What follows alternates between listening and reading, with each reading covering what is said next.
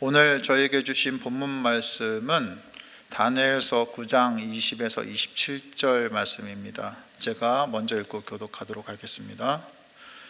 내가 아직 아뢰어 기도하면서 나의 죄와 이 백성 이스라엘의 죄를 자백하고 나의 하나님의 거룩한 산 성전을 다시 회복시켜 주시기를 주 나의 하나님께 간구할 때에 내가 이렇게 기도드리면서 아랠 때에 지난번에 환상에서 본 가브리엘이 내가 있는 곳으로 급히 날아왔다. 저녁 제사를 드릴 때였다. 그가 나에게 와서 설명해 주었다. 다니엘아, 내가 이제 너에게 지혜와 통찰력을 주려고 한다. 내가 간구하자마자 곧 응답이 있었다. 그 응답을 이제 내가 너에게 알려주려고 왔다.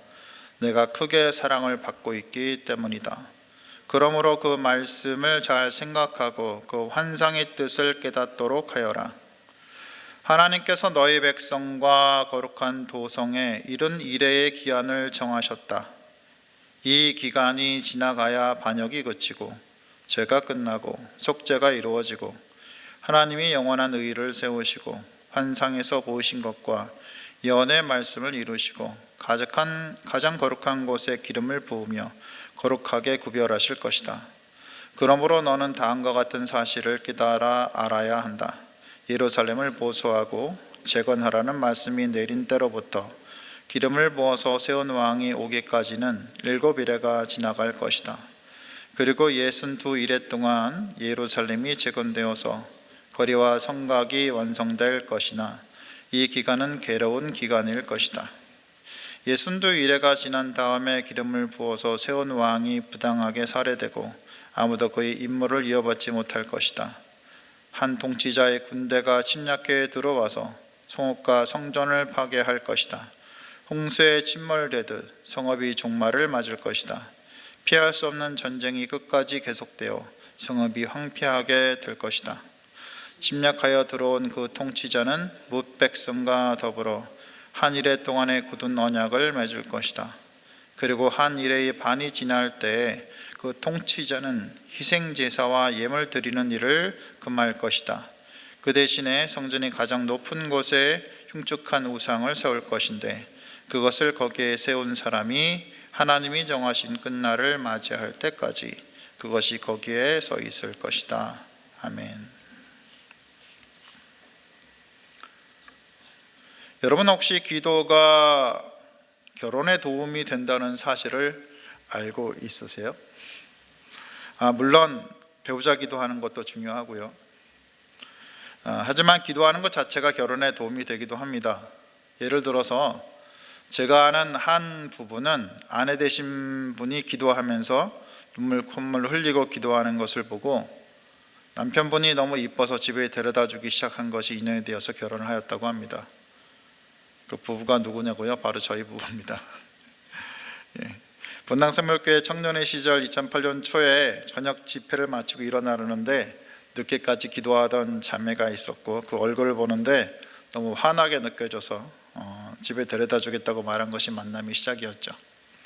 그렇게 기도하면 얼굴이 환하게 느껴지는 것은 정말 사실입니다. 여러분 아세요? 이 새벽기도 나오시느라고 얼굴 비록 세수 안 하신 분도 좀 있을 겁니다. 꾀지지하고 또 환하지 못하게 보인다고 생각할지 모르겠지만 그래도 여러분이 환하게 빛난다는 사실을 여러분 스스로 아셨으면 합니다. 저는 결혼 후에 가정의 말씀으로 마음이 청결한 사람은 하나님을 볼 것이미요를 정했는데요.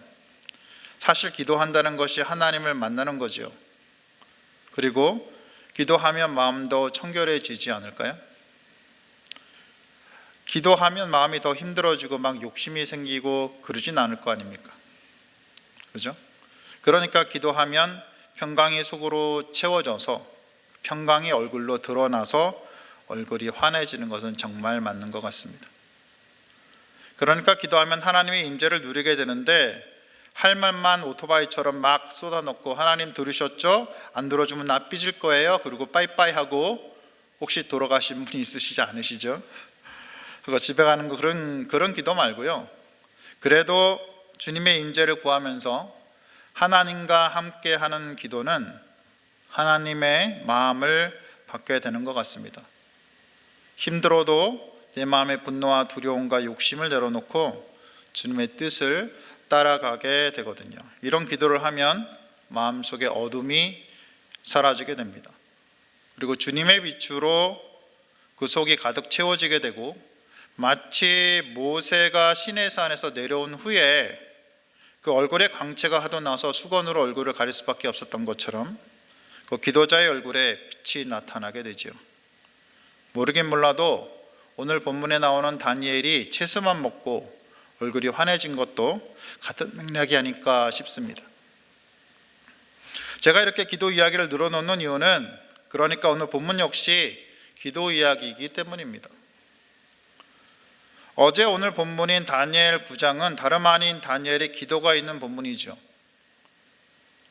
이 다니엘의 기도는 시편에 나오는 다윗의 여러 기도들과 여러 사람들의 기도를 제외하고는 모세의 기도, 느헤미야의 기도 이렇게 더불어서 구약의 3대 기도라고 말하는 사람도 있을 정도입니다. 다니엘은 바벨론이 무너지고 메대의 다리우스 왕이 새로운 제국의 왕이 되자 선지자 예레미야가 말한 70년 동안의 예루살렘이 황폐하고 그 후 회복이 있을 것이라는 예언을 기억합니다. 다니엘은 아마 바벨론으로 직접 온 예레미야에게서 그 내용을 들었을 수도 있었을 거고, 그 예언의 내용을 필사한 것을 들었을 수도 있었을 겁니다. 이 예레미야 예언 내용을 보면 이것이죠. 예레미야 29장의 10절 11절을 제가 한번 읽어보겠습니다. 여호와께서 이와 같이 말씀하시니라. 바벨론에서 70년이 차면 내가 너희를 돌보고 나의 선한 말을 너희에게 성취하여 너희를 이곳으로 돌아오게 하리라. 여호와의 말씀이니라. 너희를 향한 나의 생각을 내가 하나니 평안이요 재앙이 아니니라. 너희에게 미래와 희망을 주는 것이니라. 다니엘은 아마 나라가 바뀐 것을 생각하며 이 예레미야 예언이 성취될 수 있는 신호로 이 나라의 바뀜을 보았던 것 같습니다. 그리고 이 예언이 성취되기 위해서 먼저 바벨론에 있는 자신과 유대 민족들이 주님 앞에 더 정결하게 준비되어야 한다고 생각했던 것 같아요. 어찌 그가 이런 사실을 알았을까요? 우리가 잊지 말아야 할 것은 그가 기도의 사람이었다는 겁니다. 다니엘은 하루에 3번씩 기도 가운데 하나님의 임재를 누리며 그분과 깊은 교제를 나누었을 겁니다. 그러면서 그는 누구보다 주님의 마음을 느낄 수 있었겠죠. 그런 그가 예레미야 예언이 이루어질 때가 된 것을 누구보다 빨리 느꼈을 것이고, 무엇보다 이스라엘이 회개해야 되고 더 준비되어야 한다는 것도 느꼈을 겁니다. 그것을 안 다니엘은 베옷을 입고 제를 깔고 금식하며 기도한 거죠. 다니엘은 기도합니다. 먼저 주님은 의로우신데 우리 이스라엘이 주님께 죄를 지었기에 모세의 율법에 기록된 저주가 있었다는 겁니다. 어제 본문 내용입니다. 이런 상황에서도 자신들 이스라엘은 여전히 죄의 길에서 돌아서지 않고 진리를 따르지 않고 은혜를 구하지 않은 자들이라는 겁니다. 이것을 다니엘이 고백하며 회개하는 겁니다.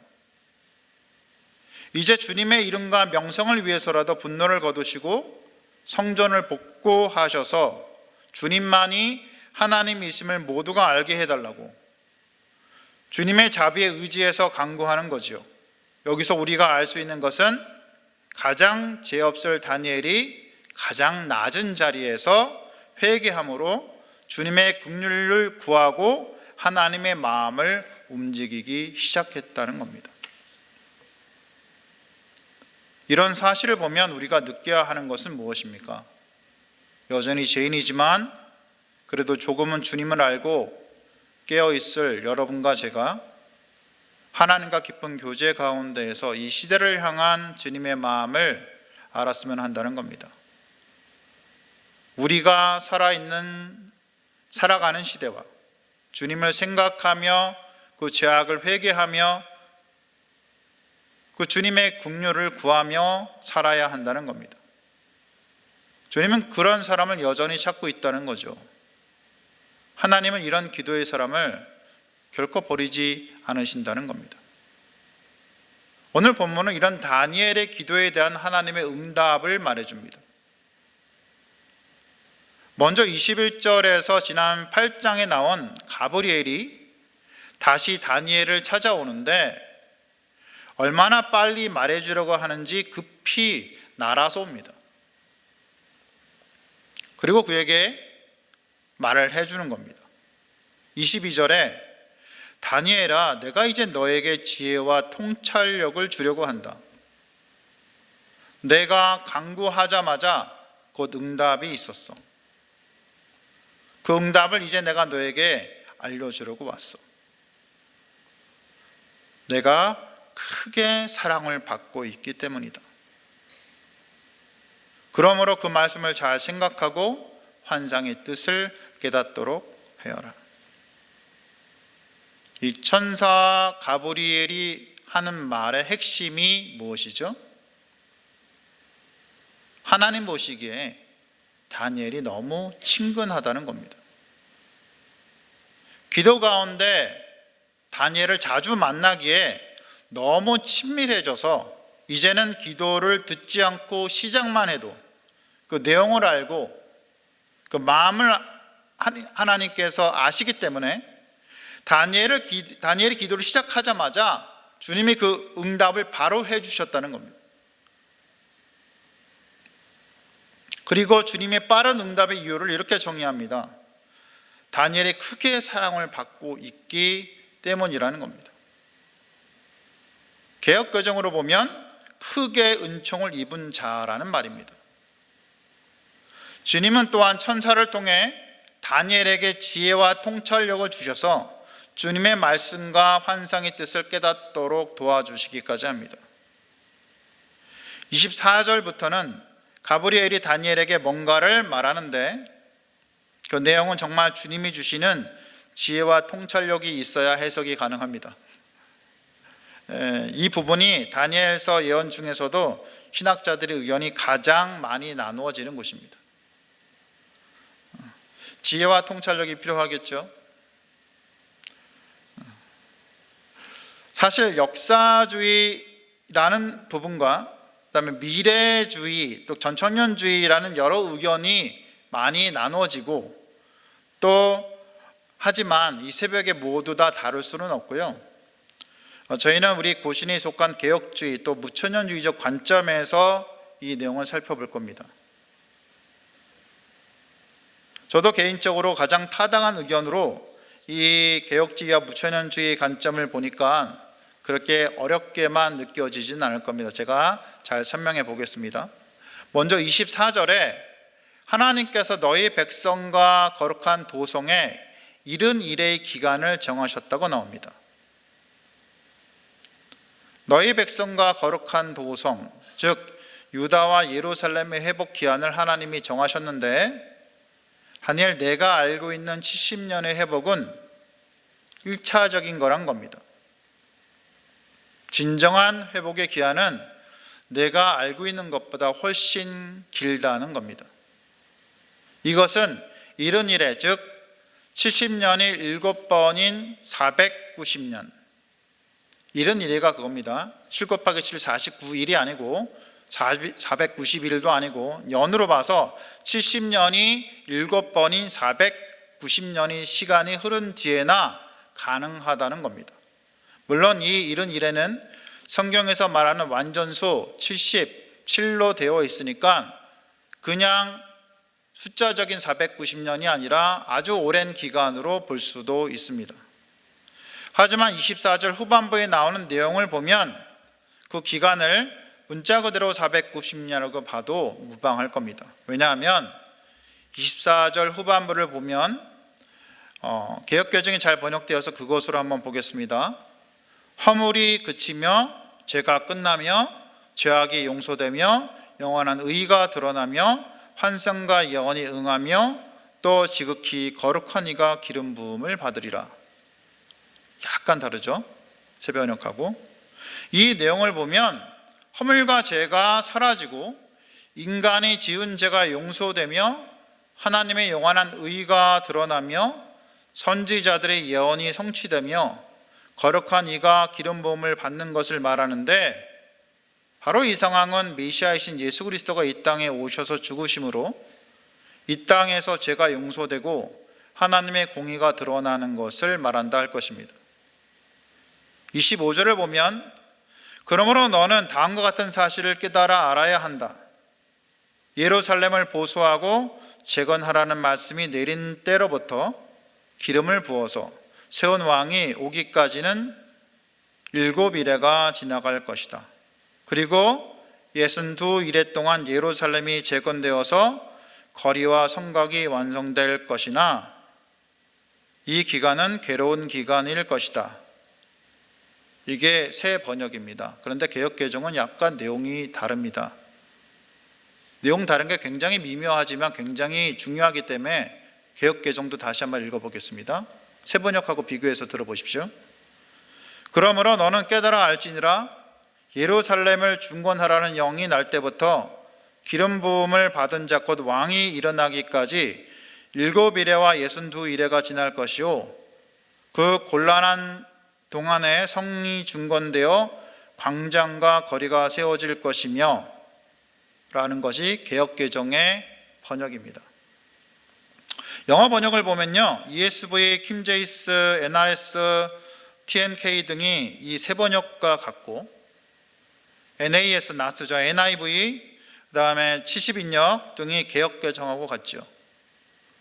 근데 원어를 보면 이 7일의를 의미하는 샤밈 시밥과 이 62일을 말하는 샤민 시임 우시나임을 연결하는 접속사가 있는데, 이게 왜라는 접속사입니다. 왜라는 접속사인데 우리나라 말로 얘기하면 그리고죠. 그리고. 그러니까는 이 62일에 7일에가 그리고로 하나로 연결되느냐, 아니면 문장을 끊어서 앞에 7일에로 끊어놓고 62일에가 뒤에 연결된다고 보느냐에 따라서 해석이 완전히 달라지는 거죠. 그래서 이 앞에 부분하고 7일에라 62일에가 연결됐다고 보는 게 개역개정 해석이고, 7일에는 앞에 부분에 붙어 있고 62일에는 뒷부분에 붙어 있다고 보는 게 새 번역의 번역입니다. 그런데 이 새 번역처럼 끊으면은 이 본문 25절에서 기름을 부어서 세운 왕은 70일에, 그러니까 70일의 시작, 전체 70일의 시작에서 단지 7일에만 흐른 뒤이므로 49년이죠. 말아봤자 다니엘 이후에 49년 만에 예수님이 오시진 않잖아요. 그렇게 해석할 수는 없죠. 그러니까 결코 예수님으로 해석할 수는 없게 되는 겁니다. 그래서 예수님으로 해석할 수 없게 되기 때문에 보통 일부 학자들은 여기서 기름 부은 왕을 고레스 왕이나 대제사장 여호수아로 봅니다. 이게 역사학자들의 의견입니다. 그런데 여기서 기름 부어서 세운 왕을 예수님으로 보려 한다면 우리는 개역개정의 해석을 따라야 되는 거죠. 이 7일에와 60일에가 같이 붙어 있는 것으로 봐서 약 500년 이후에 예수님이 오시는 거로, 그렇게 보면 우리는 개역개정의 해석으로 예수께서 오시는 거, 이 기름 부은 왕이 예수께서 오시는 거로 해석할 수가 있습니다. 그래서 예수께서 오시기 전에 사람들은 그리스와 로마의 통치를 겪게 되는 고통도 받게 될 것이고, 밑에 나온 거죠. 그러면서 성전이 세워지고 이 식민지 형태이지만 민족이 유대 지역에 살 수 있는 그런 상태가 되는 역사를 가지게 된다는 겁니다. 그리고 62일의 이후에 기름 부음을 받은 자가 끊어져 없어질 것이며 라는 것은 개역개정의 내용으로 기름 부음을 받은 자인 예수께서 십자가에서 죽으신 사건을 말할 수 있는 겁니다. 원어의 해석을 보아도 마시아 우엔인데 이것을 직역하면 메시아가 소멸하다 라는 거죠. 이게 개역개정 해석인데 우리 본문에서는 그러지 않죠. 어떻게 됐죠? 26절에서 메시아가 기름 부은 자가 죽고 그 다음에 어디죠? 잠깐만요. 그 다음에 아무도 임무를 이어받지 못할 것이다 라고 하는 것이 나와 있는데, 이것은 엔드를 끊어서 여기 나오는 또 역시 메시아가 죽는다라는 것을 연결하지 않고 메시아가 있고 그 다음에 연결된 다른 사람이 아무도 없다라고 해석을 하는 거죠. 이것도 내용이 달라지게 됩니다. 제 말 이해 가십니까? 그래서 메시아가 죽는 거로 끊으려면 역시 여기 부분도 마찬가지로 원어 해석에서 메시아가 소멸하다로 보는 것이 더 타당합니다. 그래서 개역개정 해석으로 메시아가 죽는 거로 그렇게 해석할 수가 있습니다. 그리고 25절 후반 이후에는 예수님의 사역과 승천 후에 AD 70년에 로마의 장군 티투스가 예루살렘을 침략하고 성전을 파괴한 사건으로 성취가 됩니다. 한 통치자인 티투스의 군대가 침략해서 성읍과 성전을 파괴하여 예루살렘이 완전히 폐허가 됩니다. 그리고 티투스는 성전에서 제사와 예물을 드리는 것을 금하고 주님이 정하는 날까지 성전 가장 높은 곳에 우상을 세울 것이라고 말합니다. 이런 티투스의 모습을 볼 때 우리는 그가 하나님을 대항하는 적그리스도를 상징한다는 사실을 알 수 있는데요, 이런 하나님을 대적하는 적그리스도는 비단 티투스뿐만 아니라 각 시대마다 그리고 현 시대에서도 역시 끊임없이 나타나서 하나님과 우리 그리스도인들을 대적하고 있습니다. 우리 그리스도인들은 우리를 대적하는 상황과 끊임없이 만나게 되며 그 속에서 믿음으로 살아내야 되는 겁니다. 오늘 본문에 나와 있는 내용, 즉 가브리엘 천사가 다니엘에게 전하는 예수님의 오심과 예루살렘의 멸망의 내용은 그 자체로 매우 놀라운 일입니다. 그리고 예수께서 오신 지 2000년이 지난 시대를 살아가는 우리들까지 볼 때도 사실상 우리가 지났으니까 그렇지 예수께서 오시는 것은 놀라운 일이죠. 이미 지나간 사건들이기에 우리가 지나간 일이야 라고 볼 수 있지만 사실상 예수께서 오는 것은 놀라운 일입니다. 그런데 만약에 우리가 예수님이 오시기 전, 즉 500년 전에 살아간 다니엘이 되어서 이런 미래의 내용을 천사가 환상으로 나타나서 전해준다면 우리가 어떤 마음이 들겠습니까? 예레미야가 예언한 70년이 다 찼으니 민족을 회복시켜달라고 기도하는 다니엘을 하나님께서는 참으로 사랑스럽게 보신 것 같습니다. 그런 하나님께서 민족의 회복시키뿐만 아니라 구약 백성들이 그렇게 바랐던 메시아의 오심에 대한 500년 후의 먼 미래 내용까지 그 다니엘에게 알려주신 겁니다. 저는 이걸 보면서 참 이런 거에 대한 욕심이 생기는 것 같아요. 여러분 그렇지 않으십니까? 하나님의 은총 입은 자로 이렇게 하나님과 깊이 교제하는 자로 살고 싶지 않으십니까? 다니엘처럼 하나님과 깊이 교제하고 기도하고 살아가며 주님이 알려주시는 놀라운 비밀들을 알게 되며 살고 싶지 않으십니까? 이 설교를 들으시는 모든 분들이 주님과의 깊은 교제 가운데서 성령의 인도하심에 따라 기도하며 나라 민족을 살리며 교회를 살리며 하나님과 깊은 교제 가운데 하나님의 뜻을 알아가며 살아가는 분들이 다 되시기를 주님의 이름으로 축원드립니다. 설교를 생각하며 기도합니다. 다니엘이 주님과 깊은 교제 가운데 민족 위에 중보하며 주님의 은총을 받은 자로 미래의 일들을 알게 되는 은혜를 입은 자로 살았던 것처럼 우리 역시 성령의 인도하심에 따라 기도하며 나라와 민족을 살리며 교회를 살리는 분들이 다 되기를 기도하시기 바랍니다. 오늘 목장을 위해서 기도하는 날입니다. 목장 모임이 성령 안에서 회복이 일어나도록 주님의 도우심으로 목장이 바르게 세워지도록 기도해 주시기 바랍니다. 마지막으로 나라와 열방과 선교사님들을 위해서 이스라엘과 팔레스틴, 우크라이나와 러시아 전쟁이 멈출 수 있도록, 또 날씨가 추워집니다. 어려운 처지에 계신 분들이 잘 겨울을 날 수 있도록 생각나는 분이 있으면 기도해 주시고, 또 주일 예배가 내일 있죠. 주일 예배와 얼마 있으면 있을 정연 환연식을 위해서 기도하신 후에 개인 기도하시면 되겠습니다. 기도하시겠습니다.